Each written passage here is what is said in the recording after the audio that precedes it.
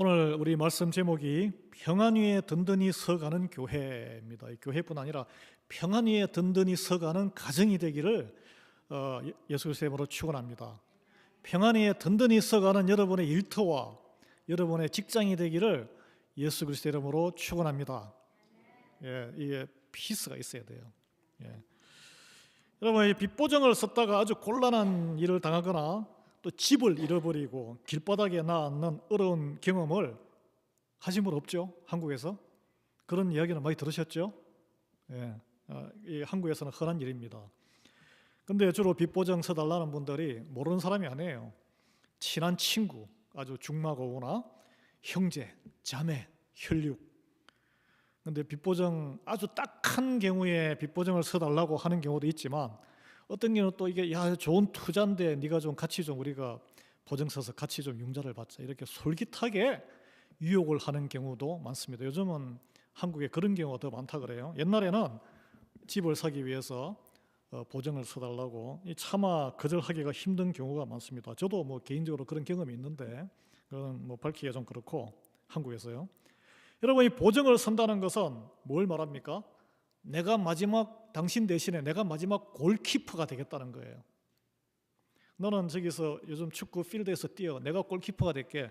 자네가 당신 빚을 책임 못 지면 법적인 책임은 내가 질 거야. 이거 서명하는 거예요. 그래서 빚보증 함부로 서면 안 됩니다. 여러분, 우리 이민사회는 우리 다 이민자예요. 거의 모두가 여기서 태어난 2세들도 마찬가지예요. 다른 어떤 한 사람의 이런 보증의 희생으로 우리의 삶을 출발한 사람들이에요. 기억나시나요?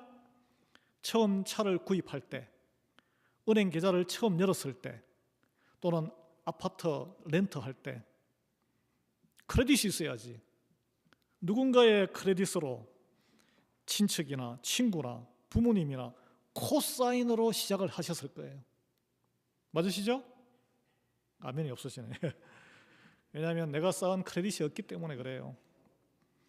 물론 뭐 돈이 많아가지고 몇만 불 디파짓 하면은 데비카드 내주고 이렇게 시작을 할 수 있지만 거의 대부분 우리 이민자들은 돈을 싸들고, 요즘은 시대가 바뀌었지만 돈을 싸들고 이민 오지 않았습니다. 그래서 먼저 정착한 크레딧 좋은 사람의 코사인 보증으로서 새로운 것에서 출발을 했다는 거예요. 근데 이걸 싹 잊어버려요, 살다 보면. 그런데 여러분 가운데 그 고마움을 잊지 않고 나도 누군가 또 새로 오는 사람을 위해서 자동차를 살 때, 아파트 렌트할 때 내 신용을 걸고 코사인해서 환영하고 정착시켜 주신 분이 여기 계시는 줄 믿습니다. 지금도 그런 일을 하는 분이 있으신 줄 믿습니다. 저는. 아멘이 없으시네. 아멘 하셔야죠. 형제나 자매 또는 친척, 자식같이 피부치에게는 코사인을 흔쾌히 해 주셨겠죠. 그죠? 그런데 모르는 사람에게 해준 적이 있습니까, 여러분? 아마 여러분은 여기에 이민 처음 오셨을 때 전혀 모르는데 한국 사람이라는 이유만으로 코사인을 받아본 경험이 있을 거예요. 기억을 되살리셔야 돼요. 근데 나아가서 과거에 원수같이 지내다 보니까 원수가 돼버렸는데 그 사람이 어려운 경우에 빠졌어요. 이거 해주면은 나에게 아무런 유익이 없어. 도리어 배신당하면은 내 크레딧도 망가져요. 미국에서 생명줄과 같은 내 크레딧을 걸고 코사인 해준 적이 있으세요? 오늘 우리가 묵상을 한번 해봐야 돼요. 그게 예수님이 우리에게 하신 일이란 거예요. 그게. 우리가 하나님께 아무런 크레딧이 없을 때, 그냥 우리 마음대로 살 때 예수님이 목숨값으로 우리에게 코사인 하신 거예요. 그래서 그리스도인을 우리를 뭐라 그래요? 우리는 빚진 자라요. 빚진 자. 여러분, 우리 코사인 해줬던 사람 기억나세요? 싹 잊어버리셨잖아 벌써. 우리는 모두 그리스도의 생명값에 복음에 빚진 자들입니다. 빚은 갚아야 속이 시원해요. 지난주에 쿠바의 전재덕 선교사님이 여기 강대상에 서시고 아주 많은 정보를 주셨는데 저는 기억에 남는 게 있습니다. 처음에는 그분이 또 가난한 나라 가니까 뭔가 도와줘야지, 내가 혜택을 베풀어야지 이런 마음으로 갔다 그랬어요. 그런데 알고 보니까 그 나라들이 쿠바는 아니지만 옆에 있는 뭐 자메이카나 도미니카 이런 데가 지금 되게 못 살잖아. 아이티도 되게 못 살죠.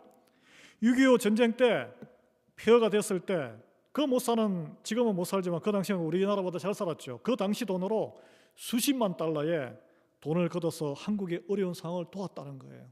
여러분 1950년대에 수십만 달러면 지금 얼마나 될까요? 몇천만 달러 됩니다, 여러분.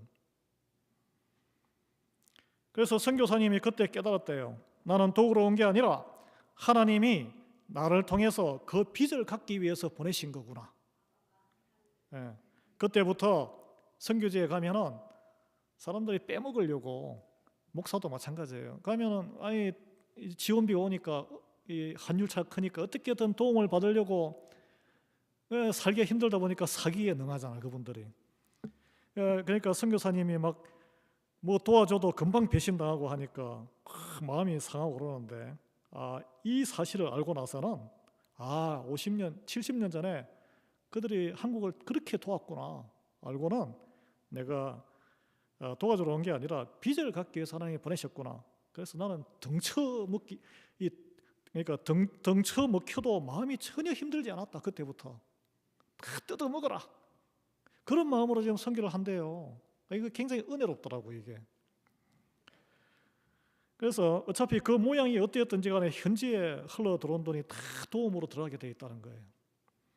여러분 그리스도인으로 이 땅에 살아간다는 것은 다른 사람에게 덩쳐먹힐 각오로 살아간다는 그게 맹세입니다. 충격적이죠. 충격적이에요. 그렇게 사시는 분 계세요?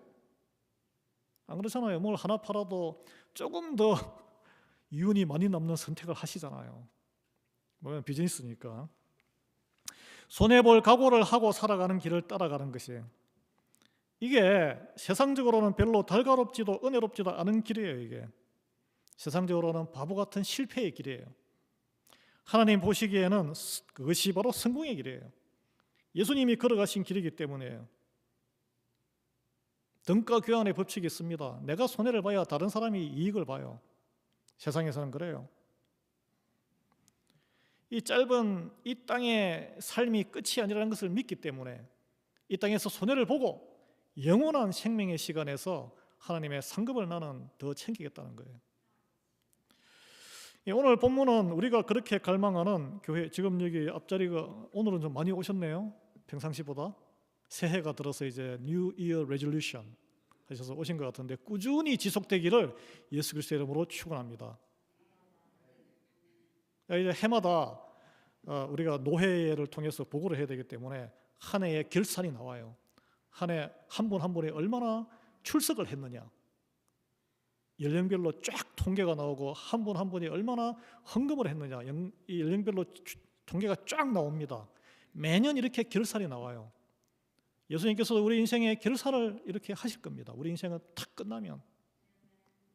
그래서 올해 한 해 여러분 열심히 예배에 힘쓰시고 헌신에 힘쓰시고, 삶이 물론 바쁘시죠. 프라이어리티를 주님의 나라와 이 기쁨이 있어요. 기쁨이. 교회를 섬기고 공동체를 섬기고 남을 섬기는 것이 인생의 허무함을 이길 수 있는 유일한 길입니다, 여러분. 설교의 원고에는 없는 말인데, 어쨌든 우리가 그렇게 갈망하는 교회의 부흥, 우리 눈에는 양적인 자리가 꽉 차는 부흥이지만 실제적으로는 죄자가 더 많이 나오는 게 부흥이에요. 어떤 미국 목사님이 한 200명 되는 교회에 부임해서 한 몇 년 동안 열심히 하나님의 부어주셔서 한 600명 되는 교회로 이렇게 부흥이 있었다고 합니다. 한 5년에서 한 10년 걸렸다 그래요. 그래서 좀 우쭐해졌어요. 그런데 이렇게 기도하다가 보니까 주님이 그런 말씀을 하시더래요. 내가 너에게 어린아이를 200명 맡겼는데 앞가림 못하는 어린아이, 영적으로 성숙하지 않은 어린아이가 400명 더 늘었다. 너는 더 골치만 아플 것이다. 많다고 좋은 게 아닙니다. 영적인 성장이 중요한 거예요. 물론 숫자의 성장도 중요해요. 우리는 연약한 인간이기 때문에. 오늘 여기 보면 이 교회가 부흥하는 모습, 우리가 꿈꾸는 것이고 2000년 전에 예루살렘과 주변으로 퍼져나간 초대교회의 부흥 현상이 설명되어 있습니다. 이게 오늘 우리 교회의 이 표입니다. 표. 31절에 말씀 읽어드릴게요. 그리하여 온 유대와 갈릴리와 사마리아 교회가 평안하여 든든히 서가고 주를 경외함과 성령의 위로로 진행하여 수가 더 많아지니라. 당시에 이스라엘 일대에 예수 그리스도를 믿는 새로운 집단, 초대 교회의 부흥 현상을 이렇게 설명하고 있습니다. 그래서 우리 올해 교회 제목이 평안히에 든든히 서는 교회가 되어서 우리 가운데 주를 경외하는 사람이 많이 늘어나고, 그리고 성령님께서 우리를 위로하시며 그런 일들이 진행이 되어서 양적으로 주를 경외하는 것이 질적으로 성장하는 거잖아요. 양적으로 수가 많아지는 하나님의 보너스를 누리자, 이런 거예요. 예. 여러분, 초기 기독교인을 핍박했던 예루살렘은 그 유대교의 중심이니까 기독교 다 잡아서 추포해서 막 죽이고 그랬습니다. 그 정통 유대교의 센터인 유대 땅, 그리고 갈릴리는 유대 땅 위에 있는 사마리아, 거기는 혼혈인의 땅이에요. 혼혈인, 유대인도 아니고 이방인도 아니고.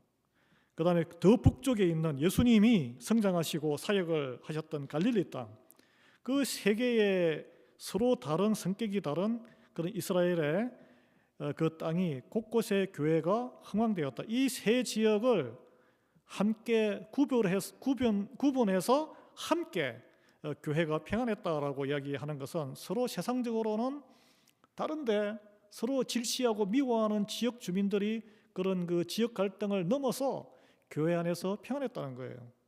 세상이 이룰 수 없던 그런 것을 화해를 이뤘다는 것입니다. 제가 설명을 좀 이따 드릴게요. 여러분, 미국 장로교회, 우리 장로교는 종교개혁으로 이제 500년이 지났는데 미국에는 300년의 역사가 있습니다. 1700년대에 어디에서 미국 장로교가 노회가 시작됐냐 하면 여기 필라델피아에서 시작됐습니다. 그래서 미국 장로교에 한국에 복음을 준 장로교의 미국 장로교의 뿌리는 필라델피아예요. 그리고 다음으로 여기 우리 동네 여기 리하이에서 시작이 됐어요. 여기 역사가 깊은 곳입니다. 여러분 보시기에는 형편없죠? 미국 교회도 역사 깊은 곳이에요. 그래서 말하자면 필라델피아와 리하이 밸리 지역의 교회가 다시 부흥할 뿐만 아니라 하나님 역사하시면 인근 뉴저지와 뉴욕, 보스턴에 다 죽었어요. 그 가장 큰 우리 장로교회가 우리 한국교회예요. 500명. 카톨릭이 다 차지하고, 남부의 조지아, 거기는 감리교와 또 우리 다 삼일체 하나님 안에 믿지만 텍사스, 중부 시카고, 캘리포니아까지 거센 부흥의 물결이 불기 시작했다는 것을 말합니다. 이 비유를 하자면, 그리고 넘어서 중남미와 전 세계에 부흥의 물결이 시작될 수 있을 줄 믿으시기 바랍니다. 어디에서? 여기서 시작해야 되는 거예요. 여러분, 교회의 수적인 부흥 현상은 새롭게 믿는 사람이 자꾸 생겨야 되는 거예요. 오늘 새로 여기에 처음 오신 분들이 꽤 되는데 새 가족이 들어와야 하고, 교회 안 다니는 분들도 오셔야 되고, 더구나 새롭게 태어나서 성장하는 자녀들이 예수님을 만나고 세례받고 교육받고 교회에 출석해야 합니다. 이것이 우리가 다 꿈꾸는 교회 생활이고 이민 생활이에요. 아마 여기 계신 분들 중에 그 누구도 앞으로 20년 뒤에 제가 이제 시니어가 돼서 70대가 되거나 여러분 계신 분들이 돌아가시거나 호호 할아버지 할머니가 된 다음에 우리 지역에 한인들은 사는데 교회를 다니지 않고 각자 도생 흩어져서 사는 지역이 되기를 원하시는 분이 계세요?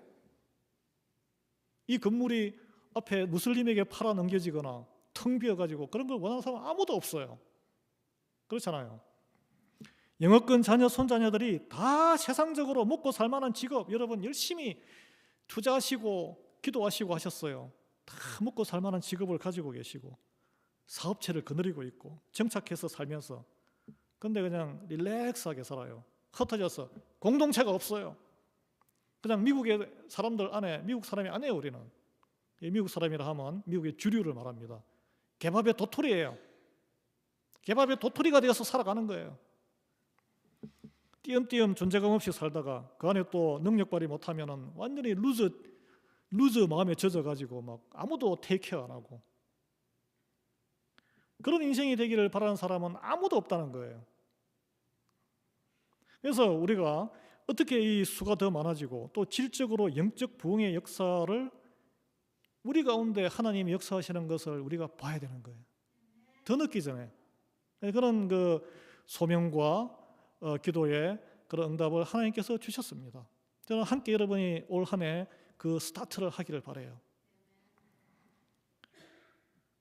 겉으로는 다 그냥 자녀들이 다 잘 지내는 것 같아요. 흩어져서 여러분 분명히 생각하십시오. 개밥의 도토리입니다. 성경 본문 31절은 교회가 평안하여 든든히 서갔다라고 했습니다. 이 평안하여 든든히 서가는 교회 안에 일어나는 현상은 주를 경외함 그리고 성령의 위로가 있었다고 증거하고 있어요. 역설적으로 이야기하자면 주님을 경외하는 성도들이 모여서 성령의 위로를 받는 공동체가 평안한 교회를 이루는 거예요. 쓸데없는 데 에너지 낭비하거나 싸움질하거나 시험 들지 않습니다. 흔들리지 않고 그리스도의 몸을 세우는 교회가 됩니다. 교회만 그렇습니까? 가정도 마찬가지예요. 든든한 전문직이 있거나 돈 잘 벌리는 사업체, 세상 말로 철밥통을 차거나 그것이 가정을 든든히 세우지 않습니다. 그거는 수많은 가정들이 그것을 간증해요. 하나님의 자기의 인격이 굉장히 정말 군인처럼 이렇게 쫙 트레이닝이 된 사람이라든지 아니면 하나님의 말씀으로 거듭나지 아니하면 남자들은 돈을 많이 벌고 하면은 백발백중 세상 말로는 계집질한다 그래요. 딴 여자 쫓아다닙니다. 이민 사회는 좀 드물지만 그게 우리 인간의 재성이에요. 여자들은 어떻습니까? 그 스트레스로 쇼핑 중독이 된다든지 돈이 좀 있으면 아니면은 이런 그런 그 세상 어려움으로 시달리면은 그 스트레스를 서로 막 배우자에게 풀기 때문에 부부 싸움이 끝이 없고 낙심하고 멘탈 문제까지 생기고 디프레션 빠지고 그래서 우리 한인 이민자들이 연세 드신 분들이 이 우울증, 디프레션으로 자살률이 굉장히 높아요. 우리 지역은 아직까지는 건강하지만 그 수면 아래 쫙 깔려 있습니다. 돈 잘 벌리고 그런 사업체와 그런 가정 세우는 게 좋죠. 그러나 세상적인 것이 부족하더라도 흔들리지 않는 가정을 세울 수 있다는 거예요. 주님을 경외하고 성령의 위로를 받는 가정이 되면 어떤 상황에서도 서로 한마음으로 헤쳐나갈 수 있습니다. 그래서 부부관계는 저도 한 25년, 죄송합니다, 50년 사신 분도 계신데 우리가 육신의 사랑으로 매력으로 시작했지만 이 전쟁터의 동지의식 그것이 한 단계 뛰어넘어서 믿음 안에서 형제 자매가 되면 단단하게 삼겹줄이 되어서 너와 나와 성령님이 함께 삼일체 하나님께서 또 함께 세 줄로 꼬아서 떨어지지 않는다는 거예요. 그래서 이 문제는 그런 평안이 어떻게 찾아오느냐, 공동체 문제를 얘기하는데 오늘 31절에 접속사가 있습니다. 그리하여라고 이렇게 되어 있잖아요. 그러면은 그 전에 인과관계, 뭔가 원인이 있고 결과가 이렇게 나타나는 거예요. 그 어떤 결과가 나타나는데 초대교회가 지역에 상관없이 인종에 상관없이 그런 유대 지역과 갈릴리 지역과 사마리아 지역에서 일제히 평안을 누리게 되었다고 했는데 여러분 이들이 그냥 이스라엘이라고 이렇게 뭉뚱그리지 않고 성경은 유대, 갈릴리, 사마리아라고 이렇게 따로 떼가지고 교회라는 한 공동체로 평안을 누렸다라고 설명하잖아요. 왜냐하면 이들은 평상시에 서로 상종하지 않았던 사람들이에요. 서로 멸시하는 세 지역의 주민이었다는 거예요. 여러분 한국의 경상도, 전라도, 평안도, 또 평안도와 함경도 그 좁은 나라에서 서로 옛날에는 결혼도 잘 안 하고 상종도 안 했어요. 유대인들은 자 보십시오. 유대 땅의 유대인들은 자기들이 정통 유대인 핏줄이고 하나님의 그 구약의 그런 율법을 다 지키는 우리가 잘났어, 우리가 신앙인이야, 우리가 하나님의 성골이야 이렇게 자부심을 갖고 있던 사람들이고 사마리아인들은 그 북이스라엘이 망하면서 아시리아인들이 혼혈 정책을 썼거든요. 혼혈족이에요, 혼혈족. 우리가 한국 사람들이 저 만주족을 바라보듯이 깔봤어요. 에이즈 오랑캐 녀석들. 갈릴리 사람들은 뭡니까? 갈릴리 사람들은 한국으로 보면 평안도 이 중국하고 막 무역을 많이 하니까 돈밖에 모르는 사람들. 거기는 그 무역로거든, 무역로. 로마 군들이 막 페르시아까지 가는 그 중간에 가버나움부터 해서 그러니까 로마인들과 온갖 이방인들이 뒤섞여 살면서 돈밖에 모르는 저 무식한 촌사람들. 그래서 나다나엘이 예수님이 그리스도 친구가 그리스도가 왔다 그러니까 아니 뭐 나사렛에서 갈릴리에서 무슨 선한 것이 나오겠냐? 그 돈밖에 모르는 천한 것들이 사는 곳이다. 이런 뜻이에요. 사마리아인들과 갈릴리 사람들은 유대 사람들에 대해서 존경심을 가지고 있었을까요? 사람이 바닥에 열등감이 있으면 싫어합니다. 아이 저 꽉 막힌 꼴통 보수주의자들. 그렇게 내심 경멸했다는 이 경멸과 정오의 관계. 이 편견과 미움과 정오의 장벽을 허문 것은 오직 복음이에요. 예수 그리스도의 복음입니다. 여러분 가운데 우리 가운데 아직 그런 정오와 편견이 남아있다면 이 교회 공동체 안에 그리스도를 아직 못 만났다는 이야기예요. 신앙생활을 교양으로 한다는 이야기예요. 우리가 회개해야 돼요. 그거는. 오늘 본문에서 초대교회의 평안을 가져오게 된 결정적인 계기가 된 사건이 나옵니다. 그것은 살인자 열심으로 율법을 지켰던 사울이 바울로 거듭나면서 초대교회에 소개되어 활동하게 되는 과정을 설명하고 있어요. 이게 사도행전 9장의 스토리입니다. 초대교회 그리스도인들을 핍박하던 사울이 거듭나서 바울이 되어서 어떻게 교회 안으로 들어오게 되는지에 대한 묘사가 되어 있습니다. 여러분, 사울은 초대교회의 7명의 집사 가운데 한 명인 스데반 집사를 돌로 쳐 죽이는 종교살인 그 해프닝에 린치에 적극 가담했던 사람이에요. 그래서 초대교회 성도들 사이에는 사울은 유명 인물이에요. 저 사람 피해 다녀야 돼. 저 사람한테 잡히면 죽어. 아주 독한 놈이야. 끝까지 쫓아와서 거기서 예루살렘에서 저 다메섹 지중해까지 거기에 있는 그리스도인들을 찾아내서 체포해서 예루살렘에 데리고 와서 대제사장에게 넘겨서 사형을 시키든지 하려고 체포장을 받아서 그까지 간 사람이에요. 그게 하나님께 충성한다고 믿었던 사람이에요. 그런데 그가 다메섹으로 가던 와중에 말에서 떨어지고 예수님을 만나고 눈이 멀면서 그 와중에 회개하게 되고 예수 그리스도를 극적으로 영접하는 사건이 벌어졌습니다. 그러나 그가 회개하고 예수 그리스도를 구주로 영접한다고 해서 제자의 길을 걷는다고 해서 그 누구도 먼저 믿었던 제자들이 그를 믿어주지 않았어요. 그만큼 악랄했기 때문에 그래요. 그래서 9장에 보면 이런 거듭난 사울에게 위험을 무릅쓰고 보증을 써서 교회 공동체로 인도한 사람이 2사람 나옵니다. 한 사람은 다메섹에 살던 아나니아라는 예수님의 제자고, 또 오늘 본문에는 바나바라는 인물이 나와요. 이 아나니아는 나중에 그 부인하고 아나니아 삽비라 자기 땅을 재산을 절반을 떼먹고 그 아나니아랑 다른 사람이에요. 헷갈리면 안 됩니다. 근데 이제 아나니아라는 사람이 먼저 눈이 멀어 있던 바울을 찾아가는데, 아나니아는 평상시에 기도하는 사람이었다는, 기도하는 사람. 다메섹에서 기도하는 와중에 예수님께서 주신 계시를 받아서 믿음으로 순종해요. 가서 이런 사람이 있으니까, 사울이 있으니까, 눈이 멀어 있으니까, 지금 기도 중이니까 네가 좀 찾아가서 그에게 안수 기도를 하고 그를 인도해라. 그래서 주변에 이런 내가 기도 가운데 주님의 음성을 들었는데 어떻게 해야 되지? 주변에는 다 뜯어말렸어요. 절대 너 가다 죽는다. 그 애한테 걸리면 완전 죽어. 예루살렘에 끌려가서 고문당하고 죽고 싶어? 어떻게 그걸 믿어? 그러면서 아나니아는 주님이 계속하시는 말씀에 의지해서 스스로 찾아갔습니다. 눈이 멀어서 다메섹에 거기에 모처에 숨어 지내던 사울을 직접 찾아가고 안수기도를 뜨겁게 하고 눈이 떠졌어요. 주님의 역사 안에 있는 거죠. 그리고 세례를 받게 했어요. 주님을 공개적으로 영접하게 하고, 그리고 음식을 먹여서 육신의 건강을 회복케 했습니다. 아나니아에게 무슨 유익이 있겠어요? 자기는 목숨을 건 거예요.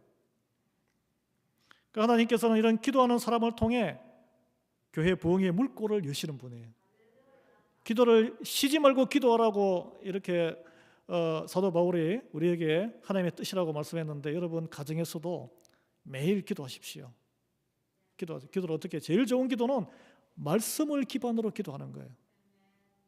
내가 원하는 걸 주문 그런 게 아니고, 말씀을 읽고 말씀을 읽으면서 말씀의 뜻을 새기면서 하나님과 소통하는 게 기도예요.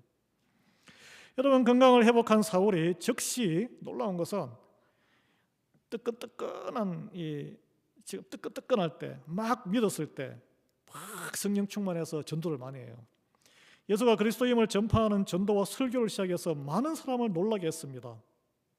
그런 모습을 누가 옆에서 목격했습니까? 아나니아가 사울을 통해 일어난 모든 변화의 첫 목격자가 되었다는 거예요. 리스크를 걸면, 여러분 전도하시면 한 영혼이 변하는 걸 옆에서 직접 볼 수 있습니다. 그때 그 기쁨이 세상 어떤 기쁨보다 커요. 마치 비유를 하자면 자녀에게 뭔가 새로운 것을 가르쳤는데 걔가 깨닫고 변화되는 모습을 보면 여러분 기쁨이 크잖아요. 그죠? 음식 요리하는 걸 전수를 했는데 나보다 더 맛있게 요리를 해내면 그 얼마나 기쁨이 큽니까? 그런데 다메섹에 사는 모든 유대인들을 당혹스럽게 했다라고 22절에 나오는데, 유대인들 입장에서 보면 배신도 이런 배신이 없어요. 그렇게 충성파 자기들의 리더가 갈아탄 거예요. 사울은 그래서 과거 동료였던 그 유대인들의 분노를 사서 다메섹에서 맞아 죽을 위기에 처하게 되었고, 밤에 몰래 성벽에 강주리를 타고 탈출했다라고 이 9장의 기록에 나옵니다. 그래서 그가 어디로 향했냐 하면 예루살렘 초대교회의 본거지가 있는 제자들이 12제자들이 있는 예루살렘으로 간 거예요. 왜냐? 더 큰 은혜를 받고 하나님의 그 깊은, 예수님의 깊은 세계로 들어가기 위해서 지하 교회인 그리스도인들 리더들과 사귀기를 원했어요. 그런데 그들이 사울아, 네가 회개했다며 웰컴 이렇게 받아줬을까요? 26절에 다 두려워하여 그가 제자됨을 믿지 아니하니 내가 어떻게 믿어 너를. 하나님이 사울에게 역사하셨고 그가 회개했으며 담대하게 전도하기 시작했으나 또 유대인들의 핍박을 피해 도망쳐왔다는 소식이 들어와도 도저히 믿을 수가 없다는 거예요. 우리의 모습과 비슷해요. 갔다가 다시 교회에 와. 이때 누가 딱 나서느냐? 바나바라는 인물이 딱 났습니다. 바나바는 구브로 출신, 오늘날 사이프러스 키프로스 출신의 해외 동포 유대인이에요. 여러분 마가복음을 쓴 마가의 외삼촌입니다. 이분은 자기 땅을 다 팔아서 초대교회에 가난한 사람들, 가부들이 많았어요. 그들을 다 먹여 살리는데 헌금을 다 한 사람이에요. 그래서 와, 대단한 사람이네, 신실한 사람이네, 존경을 받았어요. 그 흉내를 내다가 아까워서 돈 절반만 낸 사람이 아나니아 삽비라 사건이에요. 본명이 요셉인데 워낙 어려운 사람을 찾아가서 말씀으로 위로하고 특히 물질로 격려하고 도와주는데 열심을 냈던 사람이라 본명이 아니라 격려하는 자, 위로하는 사람, 바나바라는 이름으로 불렸다는 거예요. 요즘 말로 하면 천사, 이걸 말해요. 천사, 돕는 천사. 성경은 그를 위로의 사람이요 착한 사람이라고 평가했습니다. 여러분 오늘날 교회 직분 가운데 위로하는 역할, 이 물질로 실생활을 도와주는 역할을 하도록 부르심을 받은 직분이 뭘까요? 교회 집사입니다. 여러분 교회 집사가 그러라고 부르신 거예요, 하나님이. 그러나 직분에 상관없이 다 우리는 서로를 실생활에 필요한 물질로 서로 위로하며 지내도록 한 몸을 이루는 교회 공동체로 부르심을 받았습니다. 같이 사는 배우자가 또는 같이 사는 자녀가 배가 고파서 쫄쫄 배고파다고 우는데 모른 채 하십니까? 똑같다는 거예요. 그 착한 양심은 주님을 영접해서 거듭난 마음으로 하나님이 주시는 긍휼한 마음이에요. 불쌍하다, 마음이 아프다, 이런 마음이 하나님의 마음이란 거예요. 그런 마음이 없는 그리스도인은 무슨 마음이라 그래요? 화인맞은 양심. 화인맞은. 착한 양심은 청결한 양심으로 사는 것, 거리낌 없이 사는 것이고, 회개하고 그리스도 십자가 피로 정결함을 받은 마음이 착한 양심이에요.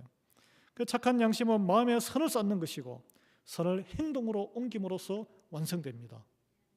그게 착하다는 뜻이에요, 성경에서는. 격려하고 착한 양심을 가진 그리스도인 바나바가 모든 동료들이 사울에게 벌어지고 있는 하나님의 역사를 믿지 못하고 있을 때, 과거의 그를 생각하고 피하고 있을 때에 믿음으로 성큼 사울에게 먼저 다가갔습니다. 먼저 다가갔어요. 그 사울이 당시에 초대교회에 큰 영향력을 행사하고 존경받고 평판이 좋았는데, 그 바나바가 좋았는데, 사울이 그 바나바를 영향력을 좀 이용하고자 해서 바나바에게 도움을 요청한 것도 아니에요. 바나바가 어떻게 했냐면 외톨이처럼 아무에게도 환영받지 못하고 정말 개밥의 도토리처럼 겉돌고 있는 사울을 먼저 찾아갔다는 거예요. 여러분, 먼저 찾아가셔야 돼요. 평안히에 든든히 서는 교회를 꿈꾸십니까? 교회의 부흥을 꿈꾸십니까? 가정이 회복되기를 꿈꾸십니까? 그 안에 홀로 외롭게 왕따 당하고 있거나 눈물을 흘리고 있는 사람에게 먼저 찾아가셔야 돼요. 그래 영적인 축복이 가정과 일터에 흘러들어가서 하나님의 모든 복을 누리시기를 원하십니까? 바나바처럼 교회의 새로운 이들, 또는 가정이나 주변에 아무도 관심을 기울이지 않는 이들, 과거에 평판이 좋지 않았지만 다시 교회로 되돌아와서 겉돌고 있는 이들, 먼저 찾아가는 사람이 되기를 예수 그리스도의 이름으로 축원합니다. 그게 환영이에요, 환영. 가셔서 격려하고 선한 양심으로 도움의 손길을 내미는 한 사람이 되기를 바랍니다. 이때 도움은 여러분 명심하십시오. 물질적인 도움이에요. 그 물질적인 도움이 꼭 돈만은 의미하지는 않습니다. 시간일 수도 있어요. 영어 하시는 분은 영어로 이렇게 도와줄 수도 있는 거예요. 예. 하나님이 아무것도 없는 곳에서 찾아오셔서 모든 만물을 아름답게 창조하시고 인간을 창조하셨어요. 하나님이 죄와 흑암에 빠진 인류에게 사람이 되어 우리에게 찾아오셨어요. 예수님이 제자들에게 먼저 찾아오셨어요. 예수님의 제자들이 예루살렘을 떠나서 사마리아로, 로마로, 인도로, 영국으로, 아프리카로, 저 먼 조선에 그 이름도 없는 그 땅으로 선교사들을 통해서 찾아가셨어요. 열방으로 어둠의 자식들에게 빛의 복음을 들고 찾아오신 분이에요. 먼저 찾아가는 사람이 되기를 바랍니다. 먼저 이웃을 찾아가고 선교지를 찾아가는 교회가 되기를 바랍니다. 사울은 교회를 핍박했던 주동자였음을 다 알고 있었어요. 그러나 바나바가 교회로 찾아와 냉대받는 사울에게 먼저 손을 내밀었다는 거예요. 하나님 나라와 교회의 확장과 부흥에 대해서 그 열정이 있어 나아가서 사울을 찾아갔을 뿐 아니라 그를 만났습니다. 그냥 찾아가서 뭐 이렇게 한 차원을 넘어 만났다는 것은 사울의 그런 전후 사정을 듣고 그 사람의 상황과 영적인 상태를 완전히 파악했다는 거예요. 그리고 영적인 교제를 나눴다는 것을 말합니다. 그 바나바가 사울의 사정을 얼마나 자세하게 깊이 들었는지 27절에 보면 이렇게 나옵니다. 바나바가 데리고 사도들에게 가서 그가 길에서 어떻게 주를 보았는지와 주께서 그에게 말씀하신 일과 다메섹에서 그가 어떻게 예수의 이름으로 담대히 말하였는지를 전하니라. 누가 전했어요? 사울이 자기 일을 한 게 아니라 바나바가 사울의 모든 것을 제자들에게 전했다는 거예요. 초대교회에 존경받던 리더 바나바가 그들의 철천지 원수였던 사울을 변호하는 대변인 역할을 했다는 것입니다, 여러분. 우리 교회도 새 가족이 와서 잘 정착해야 교회에 활력이 살고 부흥이 됩니다. 여러분 빚이 있어도 새로운 손님이 오려면 새 손님도 깍듯하게 차려드려야 돼요. 통계상 방문자가 교회에 정착할 확률은 18%. 전체 교회 그 통계 나와 있습니다. 5가정이 오더라도 한 가정이 정착할까 말까입니다. 아마 오신 분 중에 오늘 안 오신 분들도 여러분 눈에 띌 거예요. 그런데 그 누구도 환영하지 않고 물뚱물뚱하면은 그냥 왔다 그냥 가시는 거예요. 교회 전체 통계상으로 보면 새로운 분이 7주 동안에 2달 반 동안 환영받지 못하고 하면은 교회 정착 안 합니다. 표류하다가 가시는 거예요. 우리는 모두 바나바가 될 필요가 있습니다. 여러분 비즈니스에도 이 원리를 적용하셔야 돼요. 가정에도 이 원리를 적용하셔야 돼요. 그래서 올해 저는 바나바 교육과정을 개설했습니다. 오늘 마음에 감동이 있는 분들은 하나님의 부르심에 응답하시기 바랍니다. 이 교회의 부흥, 우리 가정과 일터의 부흥, 새로운 나의 애티튜드를 형성하는 그 경험을 하고자 하시는 분은 지원하시기 바라요. 새로 들어오시는 분들, 새로 만나는 이들 내 크레딧으로 코사인해서 잘 정착하도록 돕겠다. 직장생활도 마찬가지고 이 지역사회도 마찬가지고 교회도 마찬가지고 신규 이민자에게도 세상적인 크레딧을 내줘서 코사인 하는데 그보다 더 귀하고 중요한 일은 하나님의 나라 교회에 잘 정착할 수 있도록 코사인하는 바나바가 되는 거예요. 한 영혼 한 가정을 구원의 길로 인도하는 것이 하나님이 가장 기뻐하는 것이기 때문입니다. 제가 $100 걸게요. 여기 계신 분 중에 80년 뒤에 살아계시는 분 한 분도 없으세요. 나그네를 환대하는 것을 하나님은 기뻐하신다고 했습니다. 원수가 막힌 담을 허물기 위해 예수님께서 생명을 바치셨습니다. 나가서 우리가 화목제물 되신 예수님의 정권 특명대사로 먼저 부르심을 받은 이들이에요. 여러분, 올 한 해 하나님이 우리 교회에 많은 새로운 분들을 보내주실 거예요. 오늘도 많은 분들이 오셨어요. 그럼 모른 척하고 그냥 뭐 오든지 말든지 그냥 우리끼리 그냥 하나님이 기뻐하는 모습이 아니란 거예요. 그리고 또 이런저런 갈등과 시험으로 교회를 떠났던 이들, 여기 계신 분들과 관계가 여전히 서먹한 이들, 하나님의 품인 교회로 돌아오고 싶어 합니다. 하나님이 보내주실 때 우리는 준비해야 돼요. 우리의 크레딧을 아낌없이 사용해서 코사인해서 바나바가 되어서 새로운 일을 섬길 때에 여러분께서 꿈꾸시는 부흥의 때를 하나님께서 문을 열어주실 줄 믿습니다. 온 지 얼마 안 되시는 분도 상관없어요. 새로 오신 분들이 새로운 사람들을 더 이해할 수 있습니다. 그럴 때 여러분, 우리는 하나님의 역사하심을, 이 중요한 건 뭐냐면 하나님이 역사하심을 우리가 그걸 통해서 보는 거예요. 우리는 일을 하는 사람이 아니고 목격자예요. 목격자.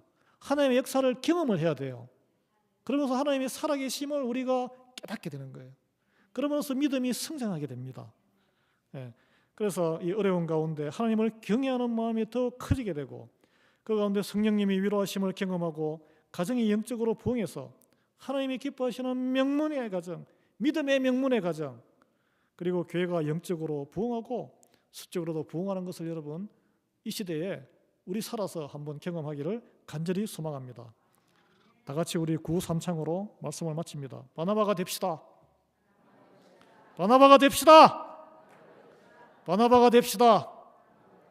아멘.